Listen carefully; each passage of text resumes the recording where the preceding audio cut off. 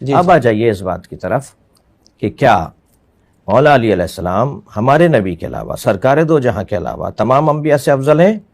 ہاں افضل ہیں، سنا تو جائے نا ہمیں۔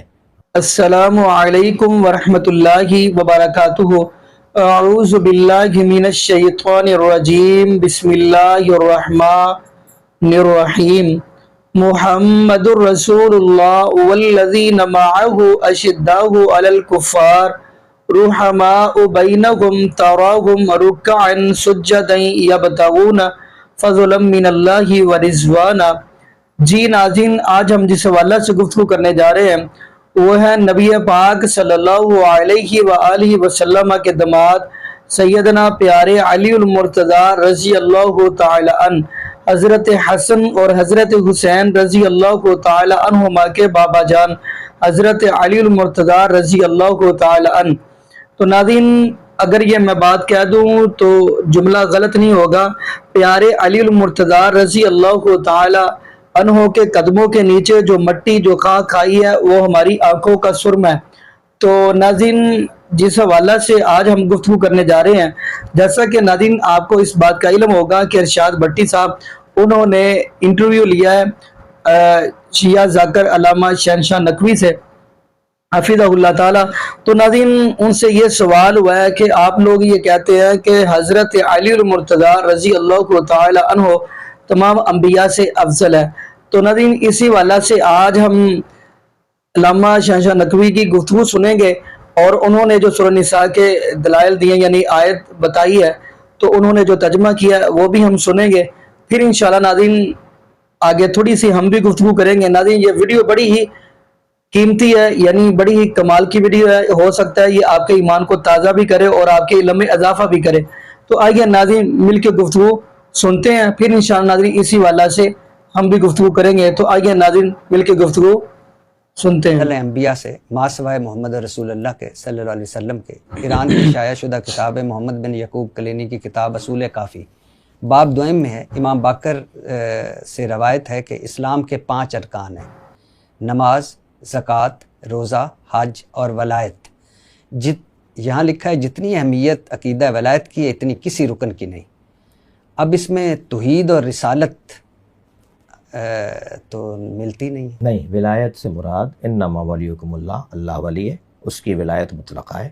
اسی ولی مطلق نے، ولی اکمل نے، ولی تام نے، سب سے بڑے اور سب سے پہلے ولی نے جو اللہ ہے، ذاتاً ولی ہے، اسے کسی نے ولی نہیں بنایا، اس نے رسول اللہ کو ولی بنایا، ولایت دی۔ صلی اللہ علیہ وسلم اس ہی ذات نے رسول اللہ صلی اللہ علیہ وسلم سے فرمایا کہ تم من کنتم مولا فہد علی مولا کہہ دو غدیر کے میدان میں، بلغ ما انزل الیک من ربک۔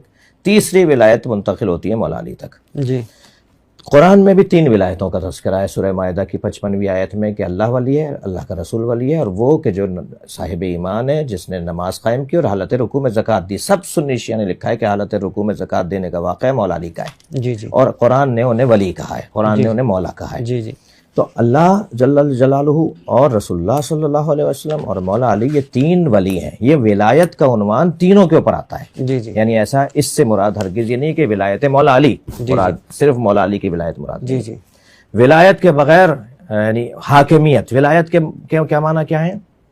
2 معنی لیے ہیں ولایت کے، ایک بمعنی محبت، ایک بمعنی حاکمیت۔ ان تینوں سے محبت بھی کرنی ہے، اللہ، رسول اللہ اور مولا علی سے محبت بھی کرنی ہے، اور ان کی حاکمیت کو بھی ماننا ہے، ان کی حاکمیت کو بھی ماننا ہے۔ یہ ولایت کا مفہوم ہے مختصر سا۔ اب آ جائیے اس بات کی طرف کہ کیا مولا علی علیہ السلام ہمارے نبی کے علاوہ، سرکار دو جہاں کے علاوہ تمام انبیاء سے افضل ہیں؟ ہاں افضل ہیں، سنا تو جائے نا ہمیں، ہم سے بات تو سنی جائے۔ جی جی، ہم قرآن مجید کی آیات رکھتے ہیں اس بات کے اوپر، اور احادیث جو اہل سنت نے بھی نقل کی ہیں وہ رکھتے ہیں۔ مثلا قرآن میں سورہ مبارکہ نساء کے اندر جب میدان مباہلہ کے اندر نبی مکرم پنجتن کو لے کر گئے، جی، جب اللہ نے ارشاد فرمایا کہ ان نصارى نجران سے کہہ دو کہ فَقُلْ تَعَالُوا نَدْعُوا أَبْنَاءَنَا وَأَبْنَاءَكُمْ، یہ بھی اپنے بیٹے لے آئیں، ہم بھی اپنے بیٹے لاتے ہیں، یہ بھی اپنے بیٹے لائیں، وَنِسَاءَنَا وَنِسَاءَكُمْ، اور ہم اپنی عورتیں لاتے ہیں، یہ اپنی عورتیں لے آئیں، وَأَنفُسَنَا وَأَنفُسَكُمْ، اور ہم اپنے جیسے لاتے ہیں، یہ اپنے جیسے لائیں۔ یہ جو ہم اپنے جیسے لاتے ہیں ان کی جگہ نبی مکرم مولا علی کو لے کے گئے، اکیلے مولا علی کو لے کے گئے، ٹھیک ہے. پھر قرآن کہتا ہے میرے حبیب قاتل منافقین والمشرکین ولا تکلف الا نفسک، اے میرے حبیب مشرکوں اور منافقوں کو قتل کرو اور یہ کام کوئی نہ کرے مگر آپ جیسا کرے. نبی مکرم نے تو کبھی تلوار ہی ہاتھ میں نہیں لی. ساری جنگیں صحابہ کرام میں اور سب سے بڑا نام مولا علی کا ہے جنہوں نے جنگیں جیتی، اور قرآن بھی کہہ رہا ہے یہ کام آپ اپنے جیسے کو دیں.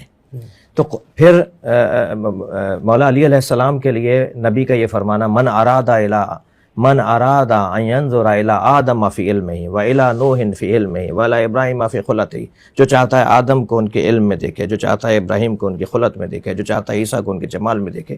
ایک لمبی لسٹ سرکار دو جہاں نے بیان فرمائی جسے سنی شیعہ نے لکھا ہے. اور پھر فرمایا فلینظر الی علی بن ابی طالب، وہ سارے نبیوں کو ایک جگہ دیکھنا چاہتا ہے وہ علی کو دیکھ لے. تو ہمارے پاس دلائل ہیں بھائی. جی میں اس پہ آگے آتا ہوں، لیکن اچھا اسی میں ہے سر کہ اچھا مولانا میں یہاں ایک جملہ کہوں کہ جب یہ والی بات ایک جگہ میں نے کی بڑے شور مچا اور اس کے بعد ہم نے اس کو منہ دیا، تو میں نے ایک مولانا صاحب سے کہا، میں نے کہا مولانا یہ حدیث آپ کے ہاں ہے یا نہیں کہ سرکار نے فرمایا علماء امتی افضل من انبیاء بنی اسرائیل؟ تو ہاں ہے حدیث، یہ میری امت کے علماء انبیاء بنی اسرائیل سے افضل ہیں. تو میں نے کہا وہ علماء کون ہیں؟ تو کہہ رہے ہیں علماء ہیں. یعنی علماء جب اپنی افضلیت پہ بات آئے تو انبیاء بنی اسرائیل سے افضل ہیں، اور جب ہم مراد لیں علماء سے اہل بیت کو، ہم مراد لیں علماء سے مولا علی کو، تو پھر یہ کیسا ہو گیا کہ وہ انبیاء سے افضل کیسے ہو جائیں گے؟ جی سر میں اسی پہ آتا ہوں. لیکن اسی میں محمد بن یعقوب کلینی کی اصول کافی میں ہے کہ امام جعفر صادق نے فرمایا اسلام کے 3 ارکان ہیں، نماز، زکوٰۃ اور ولایت، گویا حج اور روزہ بھی گیا. وہی میں عرض کر رہا ہوں کہ ان کتابوں میں ہمارا دعویٰ نہیں ہے کہ ساری حدیثیں ہماری صحیح ہیں. ایک بات دیکھیں، حدیث کی قسمیں ہیں. میں آپ سے آپ کا ادب اور احترام اور آپ کا مقام اور منزلت میں آپ کا ویسے ہی آپ کی صحافت کی دنیا میں بہت معتقد ہوں. جی سر. اور وہ میں نہیں واقعاً میں عرض کر رہا ہوں آپ کے میں جو وہ آپ کے اندر جو برجستگی ہے، آپ کے اندر جو ایک کھل کے بات کرتے ہیں نا، وہ مجھے تو میں اسی ٹائپ کا آدمی ہوں تو مجھے اپنے اچھا لگتا ہے. جی سر. کیونکہ یہ موضوعات مناظرے کے موضوعات ہیں. میں مثلا آپ کو ایک جواب دے بھی دوں گا تو بالکل بھی مناظرہ نہیں، میں صرف آپ سے نا وہ صحیح کہ یہ ٹھیک نہیں ہے، یہ غلط ہے، آپ سے رہنمائی کے لیے. ہاں اس کے لیے میرا عرض یہ ہے کہ ہم دعوے دار نہیں ہیں کہ ہماری ان کتابوں میں ساری حدیثیں صحیح ہیں. جی ٹھیک ہے. ہم انہی حدیثوں میں اب ان دونوں میں سے کون سی ٹھیک ہے؟ ولایت والی 5 والی، امام باقر، ظاہراً امام باقر کی. اچھا جس میں 5 چیزوں کا ذکر ہے. اچھا اعلیٰ خمس کا ذکر. اچھا یہ جو امام افضل ہیں انبیاء سے، اس پہ آگے میں آتا ہوں. بصائر الدرجات ابو جعفر محمد بن حسن صفار کمی، یہی نام ہے. جی. میری ولایت اہل ارض و سما پر پیش کی گئی، ایمان لانے والے ایمان لے آئے اور انکار کرنے والے انکار کیا. حضرت یونس نے میری ولایت کا انکار کیا تو اللہ تعالیٰ نے سزا کے طور پر انہیں مچھلی کے پیٹ میں اس وقت تک قید رکھا جب تک وہ میری ولایت پر ایمان نہ لائے.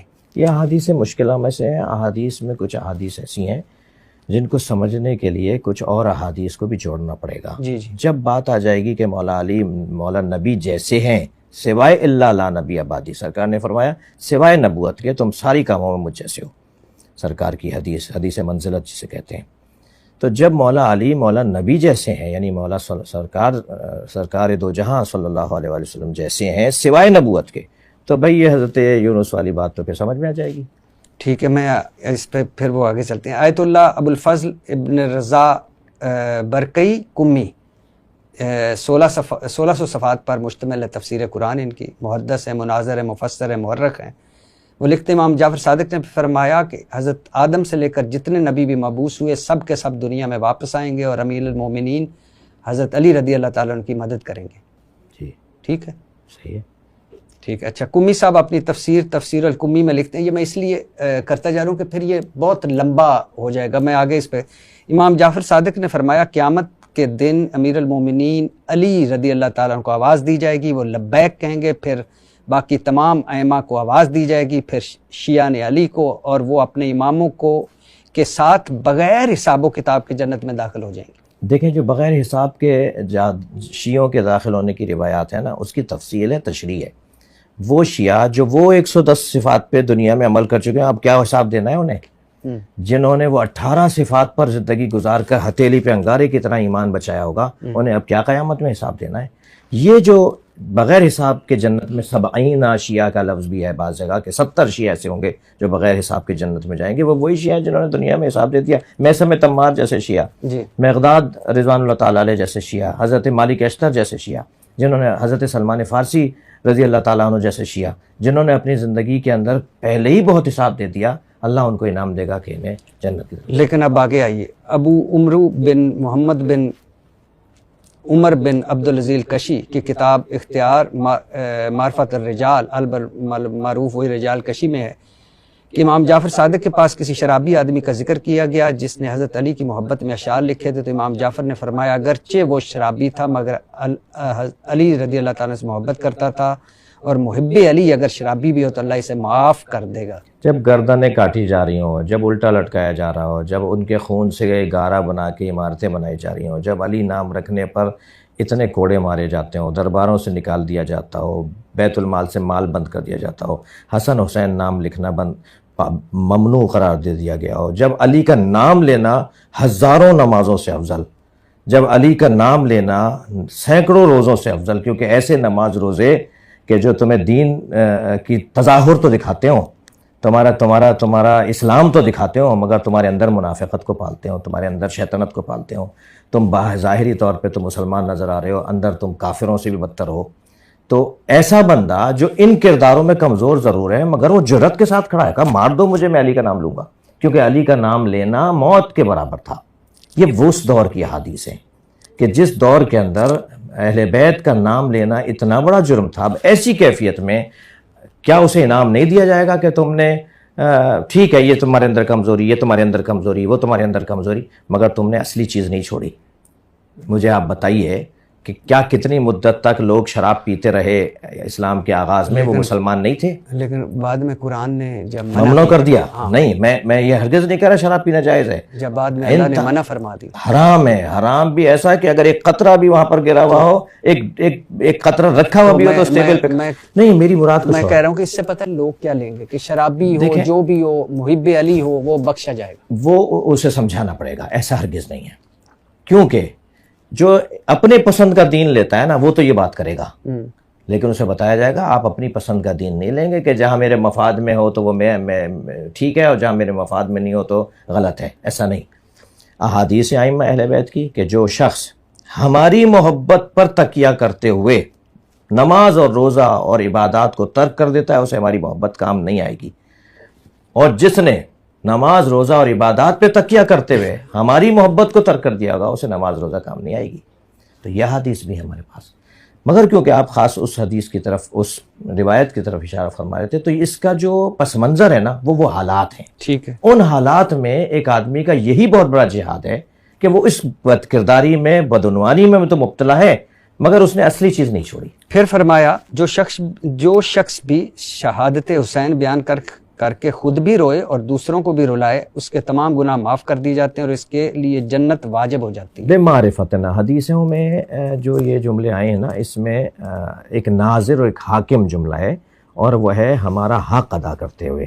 ہمارا حق تو یہ ہے کہ ہمیں خوش کرو, ہمیں راضی کرو, نماز روزہ حج زکوٰۃ اللہ کی عبادات, انسانیت, شریعت کے اوپر عمل, ایک اچھے مسلمان بن کر رہنا اور ہماری محبت کے ساتھ رہنا, یہ ہمارا حق ہے.